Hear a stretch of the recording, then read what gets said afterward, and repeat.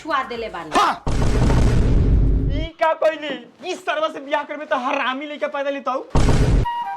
अब हरामी लड़का होको चाहे सरी दे छुले बानी भाई, हम सकारता नहीं, झूठ थोड़ी बोला का।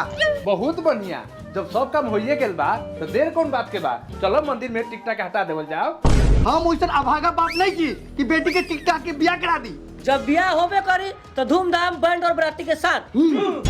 वाह सुधर महतो ई लुबेल बात। विधायक जी पंडित जी के बुलाओल जाओ, बढ़िया मुहूर्त देख के दिन उतराओ। ठीक है तब बा एक बार भोज जागो।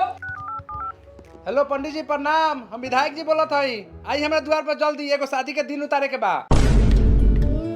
अरे पिया पिया पानी पिया, मोटाए के बात ना तब नु लइका मोट झोट होई पिया।